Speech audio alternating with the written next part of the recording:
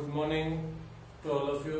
आज हम बात करते हैं सेट्स के आगे के कुछ बेसिक के बारे में। पीछे हमने सेट्स में प्रॉपर सबसेट सबसेट्स के बारे में जिक्र किया था। इसके बाद हम आगे के कुछ नियमों पे चलते हैं और सेट्स का आगे का कुछ पार्ट ये है कि intervals as subset of real numbers, यानी आज हम इंटरवल्स के बारे में पढ़ेंगे कि सेट के अंदर इंटरवल्स का क्या महत्व है, इंटरवल्स का क्या महत्व है सेट में। तो सबसे पहले तो हमें पता होना चाहिए कि हमारे पास जो इंटरवल होते हैं वो कौन कौन से बनाए जा सकते हैं। देखिए, इंटरवल के बारे में मैं आपको बताना चाहूंगा। हमारे पास सेट में इंटरवल होते हैं, वो सबसे पहले हमारे पास टाइप आती है एक ओपन इंटरवल की, या क्लोज इंटरवल भी ले सकते हैं, क्लोज इंटरवल। इसके बाद हम बात करें दूसरी टाइप हमारी आती है ओपन इंटरवल,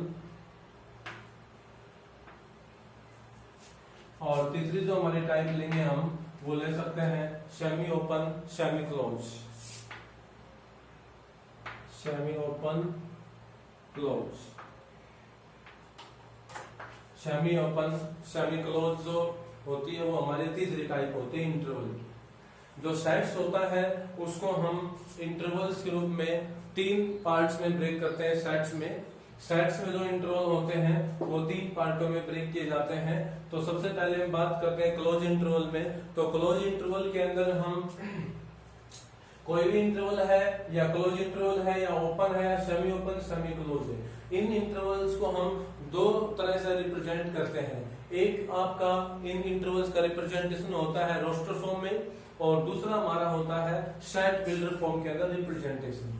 रोस्टर फॉर्म और सेट बिल्डर में रिप्रेजेंटेशन इन दो तरह से किया जा सकता है। हम बात करते हैं जैसे कि रोस्टर फॉर्म की। रोस्टर फॉर्म में किस तरह से हम इसको रिप्रेजेंट करते हैं, रोस्टर फॉर्म और सेट बिल्डर फॉर्म। तो रोस्टर फॉर्म में इसको ऐसे लिख सकते हैं, देखिए क्लोज इंटरवल है, इसकी एक स्पेशल अपनी विशेष ब्रैकेट होती है, इस तरह के ब्रैकेट में इसको लिखा जाता है क्लोज इंटरवल। इसको हम ग्रेटेस्ट इंटीजर के नाम से भी जानते हैं। इस तरह की ब्रैकेट को, इस तरह की जो ब्रैकेट होती है उसको हम ग्रेटेस्ट इंटीजर में भी डिनोट कर सकते हैं। ओपन इंटरवल होती है, उसके अपने विशेष ब्रैकेट इस तरह से दोनों साइड से सिंपल ब्रैकेट। और सेमी ओपन सेमी क्लोज में देखिए एक तरह से आपके पास एक तरफ से ओपन और एक तरफ से क्लोज, ऐसी ब्रैकेट लगेंगी यहाँ पे, एक तरफ से क्लोज और एक तरफ से ओपन, यानी कि एक तरफ से क्लोज एक तरफ से ओपन। हो सकता है ये इसकी बजाय ऐसे भी हो सकती है, बीच में कोमा होता है, यहाँ पे भी कोमा से अलग अलग सेपरेट किया जाता है, कोमा से अलग अलग सेपरेट किया जाता है। जब हम बात करते हैं रोस्टर फॉर्म की, तो रोस्टर फॉर्म के अंदर बीच में कोमा लगा के और सेपरेट किया जाता है। ये हम पहले भी पढ़ चुके हैं। इसको लिस्टिंग फॉर्म का नाम दिया जाता है रोस्टर फॉर्म को, दूसरा नाम होता है इसका लिस्टिंग फॉर्म। तो यहाँ पे क्लोज जो इंटरवल होता है उसकी स्पेशल ब्रैकेट ये होती है, ओपन इंटरवल की स्पेशल ब्रैकेट ये होती है, सेमी ओपन सेमी क्लोज की ब्रैकेट ये दोनों होती है। दोनों को सेमी ओपन सेमी क्लोज कहा जाता है। अब देखिए यहाँ पे इसकी रोस्टर फॉर्म पढ़ते हैं। रोस्टर फॉर्म का मतलब हम इसमें कोमा लगा के सेपरेट करेंगे। तो यहाँ पर हम बातचीत करते हैं, जैसे कि हम लिखे यहाँ पे ब्रैकेट में लिख दे 5,9। तो यहाँ पे हम देखते हैं 5,9, इसका मतलब ये होगा कि आपको जो वैल्यू है वो 5 और 9 के बीच की वैल्यू लेनी है। और इसके अलावा ये जो ब्रैकेट आपके लगी हुई है क्लोज ब्रैकेट है, इसका मतलब ये होता है कि 5 और 9 दोनों इंक्लूड होते हैं। 5 एंड 9 इज ऑल्सो इंक्लूड। तो हम यहाँ पे कह सकते हैं कि 5 भी लेना है आपको, 9 भी लेना है, और इनके बीच की जितनी वैल्यूज हैं वो सारी की सारी वैल्यूज लेनी है। अगर मैं इसको रोस्टर फॉर्म में रोस्टर फॉर्म से सेट बिल्डर फॉर्म में कन्वर्ट करना चाहूं तो ये आपका क्या बन जाएगा, देखिए set builder form is, set builder form में हम इसको लिखेंगे x such that x is greater than equal to 5 less than equal to 9 और x belongs to real number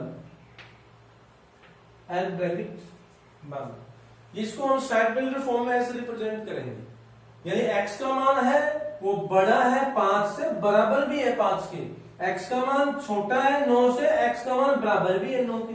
इसका मतलब ये हुआ, हम इसको जब नंबर लाइन पर रिप्रेजेंट करेंगे तो x की वैल्यू है वो 5 से लेके 9 तक, 5 भी शामिल होगा और 9 भी शामिल होगा। जिसमें नंबर लाइन पे जब हम देखते हैं इसको, तो देखिए जैसे ये हमारे पास कोई नंबर लाइन है, नंबर लाइन के ऊपर हम बात करें that is minus infinity to infinity, यहां हमारे पास मान लीजिए 0 है, इधर 5 to 9 है, 0 के बाद में हम यहाँ 5 ले लेते हैं और यहां मैंने 9 ले लिया, ये 5 हो गया, ये 9 हो गया, यहाँ 5 है और यहाँ 9 है, तो यहाँ पे 5 के साथ में ये इक्वल टू का साइन लगा हुआ है, x का मान 5 से और 9 तक है, x बड़ा है 5 से, जिस तरफ ये निशान खुला होता है वो वैल्यू बड़ी होती है हमेशा, x बड़ा है 5 से, x छोटा है 9 से, जिस तरफ ये निशान खुला होता है, जैसे इस तरह का निशान लगा हुआ है, तो ये जो निशान खुला है जिस तरफ, अगर यहाँ x लिख दिया तो x बड़ा है इससे, तो यहाँ पे देखिए x बड़ा है 5 से और x छोटा है 9 से, इसका मतलब x 5 से बड़ा है तो 5 से बड़ी वैल्यू लेनी पड़ेगी आपको रियल नंबर पे। अब 5 भी लेना है या नहीं लेना है उसके बारे में, जब यहाँ इक्वल टू लगा हुआ है तो इसका मतलब आपको 5 भी लेना है, तो मैं इसको थोड़ा सा डार्क कर देता हूं, आपको 5 भी लेना है तो इस 5 को भी डार्क कर देता हूं। अब 5 से आगे चलना हमें, तो मैं इसको डार्क करते हुए चलता हूं आगे।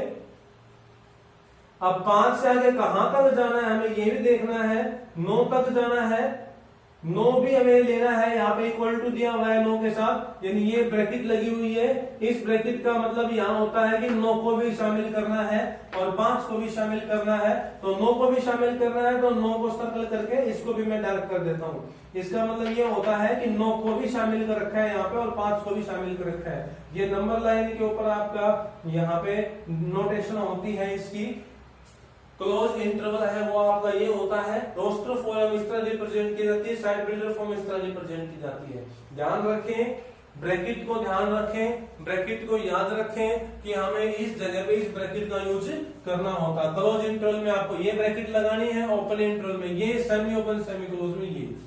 क्लोज इंटरवल के अंदर दोनों साइडें होती हैं वो हमें क्लोज ब्रैकेट से लेनी है और वहां पे दोनों वैल्यूज शामिल होती हैं, यानी x की वैल्यू हो चाहे y की वैल्यू हो चाहे z की वैल्यू हो, यहाँ वेरिएबल कुछ भी आ सकता है, t भी आ सकता है, m भी आ सकता है, वेरिएबल कुछ भी हो सकता है, तो उसकी वैल्यू है वो ये भी रहेगी ये भी रहेगी, और इनके बीच में जितनी भी होंगी, रियल नंबर्स की बात करता हो, इंटीजर्स की बात करता हो या होल नंबर की बात करता हो, वो कंसर्न टॉपिक पे डिपेंड करेगा।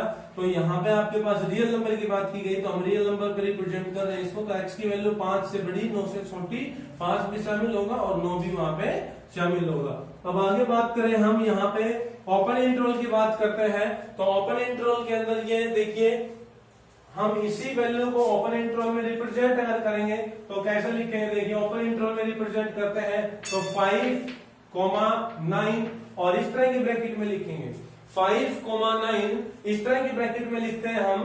तो यहाँ पे देखिए ये आपकी कौन सी फॉर्म हुई, ये हमारी रोस्टर फॉर्म हुई, यानी कि इसको हम टेबुलर फॉर्म भी बोल सकते हैं, रोस्टर फॉर्म का दूसरा नाम टेबुलर फॉर्म भी होता है, तो इसको हम टेबुलर फॉर्म बोलेंगे। और इसी का मतलब ये है कि x का मान यहाँ पे या कोई वेरिएबल y लेते हैं तो y का मान, या t लेते हैं तो t का मान होगा वो 5 से लेके 9 तक, लेकिन वहां 5 और 9 को शामिल नहीं करना है, यानी 5 से आगे लेन चलना है और 9 से पीछे तक ही कंप्लीट करना है। 5 से आगे मोटे तौर पे अगर हम सोचे तो 5.1 से स्टार्ट कर दे, मोटे से तौर पे बता रहा हूं मैं, बाकी छोटी छोटी वैल्यू तो बहुत लाखों हो जाएंगी, 5.00001 से स्टार्ट हो जाएंगी, बहुत ज्यादा बड़ी बड़ी वैल्यू तो छोटी छोटी वैल्यूज हो जाती हैं, बहुत सी ज्यादा वैल्यूज बन जाएंगी हमारे पास, इसलिए हम यहाँ पे मोटे तौर पे 5.1 से स्टार्ट करते हैं और लास्ट में कहां तक जाएंगे, देखिए 9 से पहले 8.9 तक जा सकते हैं, मोटे तौर पे मैंने बताया ये। तो इसको हम अगर डिनोट करना चाहें शॉर्ट बिल्डर फॉर्म में तो इसको मैं लिखना चाहूंगा शॉर्ट बिल्डर फॉर्म में ऐसे लिखेंगे, x such that x is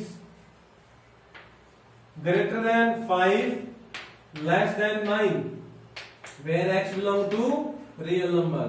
तो ध्यान से देखिए यहाँ पे ये दोनों ब्रैकेट है, ये आपके पास इस तरह से रहेंगी और यहाँ पे इक्वल टू का साइन यहाँ पे और यहाँ पे दोनों में किसी भी जगह पे नहीं आएगा।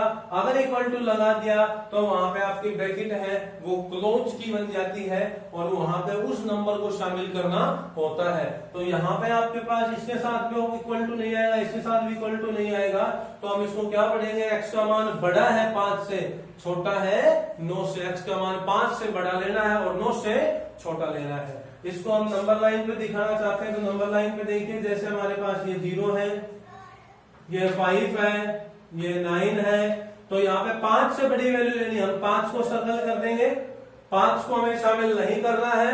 अब 5 से बड़ी वैल्यू लेंगे तो 5 से बड़ी वैल्यू आपको यहां से स्टार्ट करनी है। इस सर्कल को हम यहाँ पे रखेंगे ऐसे, सर्कल को डार्क नहीं करना है, सर्कल को डार्क हम नहीं करेंगे।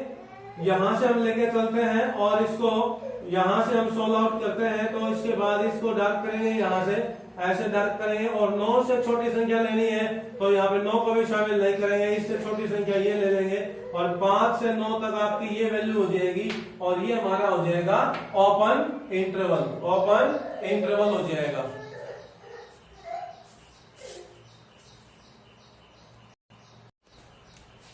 अब हम बात करते हैं ओपन इंटरवल की। ओपन इंटरवल के अंदर हमें जो ब्रैकेट यूज करनी है वो ये ब्रैकेट यूज करनी होती है। इस तरह की ब्रैकेट हम यूज करेंगे हमेशा। जैसे मैंने लिखा 5 9, तो इसका मतलब ये होता है कि 5 से बड़ी वैल्यू लेनी है आपको और 9 से छोटी वैल्यू लेनी है। यहाँ पे 5 और 9 शामिल नहीं होते हैं। ये रोस्टर फॉर्म में रिप्रेजेंटेशन है इसी की। और इसके बाद इसको हम डिनोट करते हैं सेट बिल्डर फॉर्म में, तो इस तरह लिखेंगे x such that x is greater than 5 less than 9 and x belongs to real number. ये रियल नंबर क्यों लिखा है यहाँ पे, रियल नंबर की जगह पे हम नेचुरल नंबर भी ले सकते हैं, होल नंबर भी ले सकते हैं, इंटीजर्स पे भी डिफाइन कर सकते हैं, तो किसी पे भी हम डिफाइन कर सकते हैं। नंबर लाइन पे अगर दिखाएंगे तो इस तरह से हम नंबर लाइन पे रिप्रेजेंट करेंगे। ये हमारा इधर नेगेटिव ऑफ इन्फिनिटी में, ये पॉजिटिव ऑफ इन्फिनिटी में, और रियल नंबर की बात करते हैं तो पॉजिटिव ऑफ इन्फिनिटी हो जाएगा। x की वैल्यू 5 से बड़ी है और 9 से छोटी है, तो 5 से बड़ी है तो हम 5 को सर्कल करेंगे और इसको डार्क नहीं करेंगे। 5 से बड़ी है तो इससे आगे की वैल्यू को इंक्लूड करना हमें, और 9 से छोटी है तो 9 को सर्कल करेंगे, इसको डार्क नहीं करेंगे। इसके बीच की जो वैल्यूज आएंगी वो आपकी सारी वैल्यू होंगी और उन्हीं को हम डार्क करेंगे। जैसा कि हमने पीछे वाले में देखा कि यहाँ पे 5 के साथ इक्वल टू लगा हुआ है तो 5 को हमने यहाँ डार्क करना है, यहाँ 9 के साथ इक्वल टू लगा तो 9 को हमें डार्क करना है। ठीक है, इस तरह से हमें यहाँ 5 और 9 को दोनों में किसी को भी डार्क नहीं करना है। ये हमारा ओपन इंटरवल हो जाएगा। इसके बाद हम बात करते हैं सेमी ओपन और सेमी क्लोज की। सेमी ओपन और सेमी क्लोज, इनमें इस तरह के ब्रैकेट्स को हम यूज कर सकते हैं। और इसी वैल्यू को मैं यहाँ लिखना चाहूँ तो यहाँ 5 और 9 ऐसे लिख सकते हैं, यहाँ 5 और यहाँ 9 ऐसे लिख सकते हैं, 5 और 9 ऐसे लिखेंगे। इसको मैं अगर रोस्टर फॉर्म में, सेट बिल्डर फॉर्म में अगर कन्वर्ट करना चाहूं तो यहाँ पे इसको सेट बिल्डर फॉर्म में हम इस तरह लिखेंगे x such that x is greater than, या ओपन है तो यहाँ ग्रेटर देन 5 लिखो खाली, यहाँ क्लोज लगा हुआ तो लेस देन इक्वल टू 9 आ जाएगा। और where x belong to real number पे हम बात करेंगे, x such that x is greater than 5 less than equal to 9। यहाँ पे देखिए ब्रैकेट को देखना है, ये ब्रैकेट है, ये क्लोज की ब्रैकेट है, क्लोज की ब्रैकेट है, ये ओपन की है, इसलिए इसको हम सेमी ओपन सेमी क्लोज बोलते हैं। तो यहाँ पे क्लोज की ब्रैकेट है तो यहाँ क्लोज की ब्रैकेट तो यहाँ इक्वल टू का साइन लेके चलना है, या ओपन की ब्रैकेट है तो यहाँ इक्वल टू नहीं लेना है। इसका मतलब ये हुआ कि x की वैल्यू 5 से तो बड़ी है और 9 से छोटी है और 9 के बराबर भी है। तो इस तरह से हमें देखना है कि वैल्यूज कहां से कहां तक लाइन करेंगे, हमें इंटरवल्स को समझना, ये बेसिक नॉलेज की बातें हैं सारी, आगे बहुत इंपोर्टेंट होंगी और बहुत काम आएंगे आगे। तो हम इसको अगर रिप्रेजेंट करना चाहे नंबर लाइन पे, तो नंबर लाइन पे देखिए यहाँ पे मान लीजिए हमारे पास 5 है और यहाँ पे हमारे पास 9 है, ये इन्फिनिटी, इधर मान लीजिए 0, इधर माइनस इन्फिनिटी हो गया। तो यहाँ पे x का मान बड़ा है 5 से, जिस तरफ ये निशान खुला होता है वो वैल्यू बड़ी होती है, ये x की तरफ खुला है तो x बड़ा है 5 से। अब 5 के ऊपर मैंने सर्कल कर दिया, 5 को शामिल नहीं करना है, 5 को शामिल नहीं करना है। यहाँ पे 9 के ऊपर सर्कल कर दिया, अब 9 के साथ इक्वल टू का साइन है तो 9 को शामिल करना है, इसको डार्क कर दो, इसको हमने डार्क करना है और यहाँ से स्टार्ट करना, डार्क करना है। इनके बीच की वैल्यू लेंगे, बीच की वैल्यू ये हो जाएगी आपके पास, इसके बीच की वैल्यू ये शामिल होंगी। इस 5 को शामिल नहीं करना है, 9 शामिल हो जाएगा, ये इंक्लूड नहीं है, ये इंक्लूड हो जाएगा। यहाँ पे इन दोनों में कोई भी इंक्लूड नहीं होगा, यहाँ पे ये दोनों इंक्लूड होते हैं। इसलिए ये आपका सेमी ओपन और सेमी क्लोज होता है। इसको इस तरह से भी लिखा जा सकता है, इस तरह लिखेंगे तो फिर ये डार्क इधर हो जाएगा और इधर सर्कल हो जाएगा, इधर इक्वल टू लगा दिया जाएगा, इधर सिंपल हो जाएगा, लेस देन 9 का निशान आ जाएगा। तो ये हमारे पास इस तरह से इंटरवल्स होते हैं।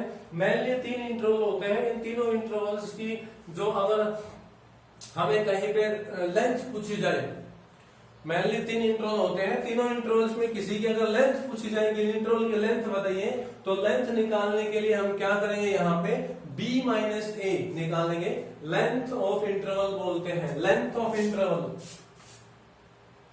Length of interval. अगर हमें किसी इंटरवल की लेंथ निकालनी हो तो उसको बोलते हैं b माइनस ए। b माइनस ए हम निकाल लेते हैं। b माइनस ए का मतलब ये होता है जैसे कि आपके पास जो आगे वाली वैल्यू है उसमें से पीछे वाली वैल्यू लेस करना। यहाँ पे जैसे हमें लेंथ निकालनी तो 9 माइनस में 5, ये आपकी लेंथ होती है, यानी b माइनस ए होती है। यहाँ पे किसी भी इंटरवल की लेंथ निकालनी हो तो आगे की जो वैल्यू है उसमें से पीछे वाली वैल्यू होती है वो लेस करनी पड़ती है, b माइनस ए बोलते हैं। जैसे अगर किसी इंटरवल में ऐसा लिखा गया a, b, तो यहाँ पे इसकी जो इंटरवल की लेंथ होगी वो b माइनस ए होगी। अगर किसी इंटरवल को ऐसे लिखा गया और इसकी लेंथ निकालनी है तो b माइनस ए लिखेंगे। इसी तरह से ये इसकी लेंथ होती है। इसके बाद हम आगे बात करते हैं पावर सेट के बारे में। पावर सेट क्या होता है, देखिए पावर सेट एक ऐसा कलेक्शन होता है जिसमें कि किसी सेट के सारे सबसेट होते हैं। कोई भी सेट है, कोई भी सेट है, एनी सेट, जैसे हम कोई सेट ले लेते हैं इवन नंबर्स का अप टू 10 तक, या हमने कोई सेट ले लिया 1 2 3 का, कोई भी सेट ले लिया, उस सेट के सभी सबसेट बना दे। हम पिछले लेक्चर में हमने सीखा था सबसेट निकालना। उस सेट के सभी सबसेट बना दे और उन सबसेटों को एक कलेक्शन में यानी एक सेट में रख ले, वो एक क्या बन जाएगा, पावर सेट बन जाएगा किसी सेट का। देखिए डेफिनेशन इसकी,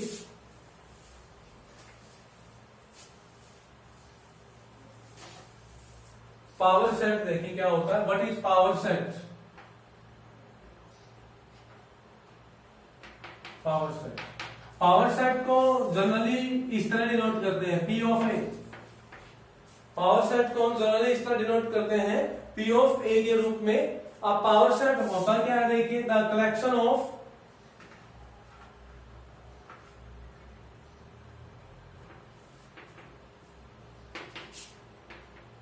all subset of A set. किसी सेट के सभी सबसेट्स का एक कलेक्शन, उसको हम क्या बोलते हैं, पावर सेट बोलते हैं। फॉर एग्जाम्पल जैसे मेरे पास कोई सेट ए है, ए बी, कोई सेट ए बी है, इसके सबसेट निकालेंगे हम। सबसेट, इसके सबसेट लास्ट लेक्चर में बताया था सबसेट के बारे में। इसके सबसेट कौन कौन से होंगे, देखो इसके सबसेट सबसे पहले 5 जो सभी का सबसेट होता है। कोई भी एलिमेंट उठा लो, ए बी, और ये खुद अपने आप ही बन जाएगा ए बी। तो ये हमारे क्या बन गए, इसके सबसेट बन गए। These are the subset of set A. Set A के सबसेट होंगे ये।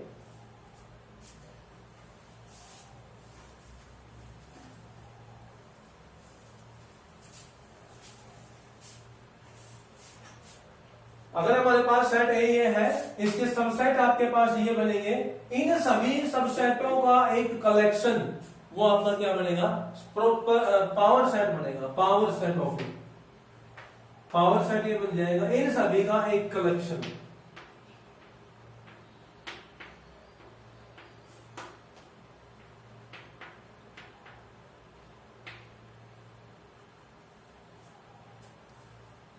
ठीक है, ये हमारे पास बन जाएगा पावर सेट ऑफ ए। कोई भी सेट होता है उसके सभी सबसेट निकालिए, उन सभी सबसेट्स को एक अलग से सेट में रखिए, बड़े सेट में, यानी उनका कलेक्शन बन जाएगा। वो क्या बन जाएगा, power set of A.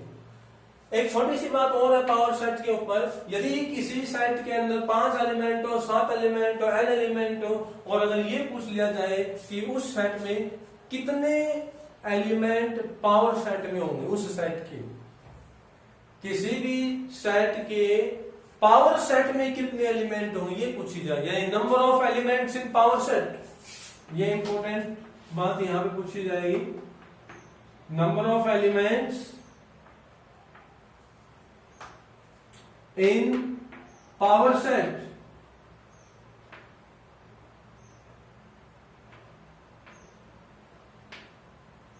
if any set having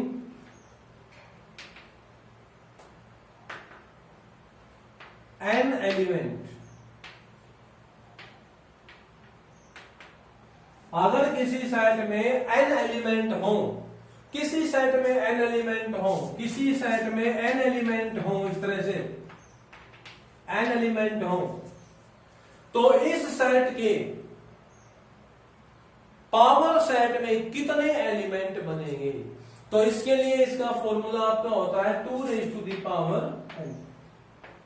जितने सब सेट होते हैं उतने ही तो एलिमेंट होंगे पावर सेट में, जितने सब सेट होते हैं उतने ही तो एलिमेंट होंगे पावर सेट के अंदर।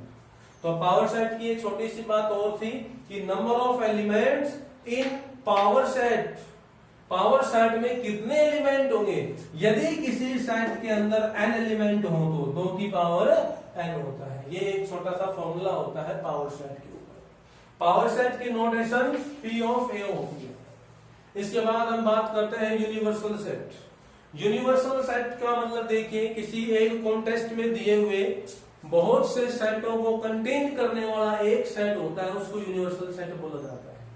किसी एक कॉन्टेस्ट में बहुत से सेटों को कंटेन करने वाला एक सेट होता है, उसको बोला जाता है यूनिवर्सल सेट। जैसे देखिए,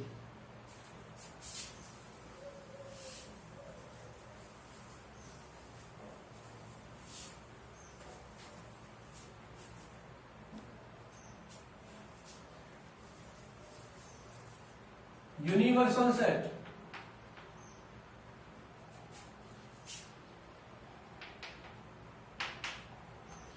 इसको हम जनरली कैपिटल यू से डिनोट करते हैं। सिंबॉलिक फॉर्म इसकी, सिंबॉलिक फॉर्म इसकी कैपिटल यू।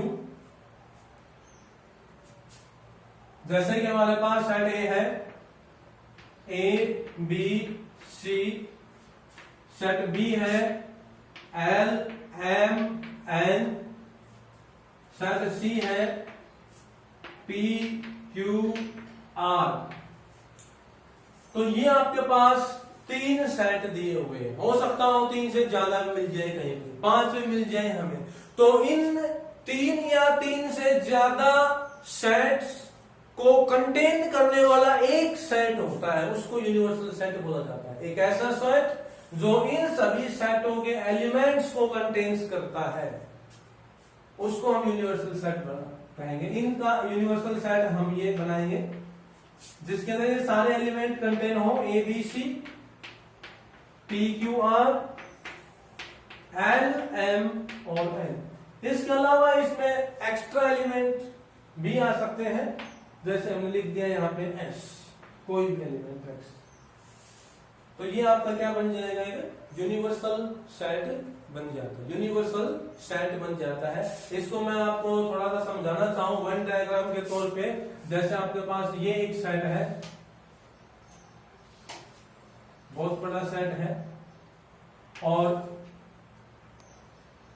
इसमें ये कुछ छोटे छोटे सेट हैं, इस तरह से हो सकते हैं। तो ये जैसे आपके पास ए सेट है, ये बी है, ये सी है, ये डी है, ये ई है, ये एफ है। तो इन सभी सेट्स को कंटेन कर रहा है एक बड़ा सेट, ये वाला सेट। इस सेट को मैं बोलता हूं यूनिवर्सल सेट। अब कुछ एलिमेंट ऐसे हैं जो यहां पे है, इनका हम कंबाइंड करें तो यूनिवर्सल बन जाता है। कुछ एलिमेंट ऐसे में जो बाहर है, यहां भी तो है कुछ ऐसे एलिमेंट जो ना तो इनके अंदर है, ठीक है, तो ये यूनिवर्सल में आ जाएंगे। तो एक्स्ट्रा एलिमेंट मैंने इसलिए यहाँ पे लिखा है। कुछ एलिमेंट ऐसे होते हैं जो यहाँ बाहर रह जाते हैं, इन सेट्स के अलावा होते हैं, जो यूनिवर्सल में होते हैं। तो वेन डायग्राम के तौर पे हम इसको इस तरह दर्शा सकते हैं। यूनिवर्सल सेट आपका इस तरह से होता है, वो बड़ा सेट हमने ले लिया और इसमें इस तरह से 3 या 3 से ज्यादा कोई भी सेट होते हैं। तो एक ऐसा सेट जो इन कॉन्टेक्स्ट में दिए गए सभी सेटों को कंटेन करता है, उसको यूनिवर्सल सेट बोला जाता है। अब ये जो सेट है इसको यूनिवर्सल सेट कहा जाएगा। यहाँ पे यूनिवर्सल सेट में ए के, बी के, सी के, डी, ई और एफ इन सभी के एलिमेंटों को इंक्लूड किया जाता है। इनके अलावा और भी एलिमेंट हो सकते हैं। ठीक है, इसके बाद हम लास्ट कॉन्सेप्ट की बात करेंगे, कंपेरेबल सेट। Comparable set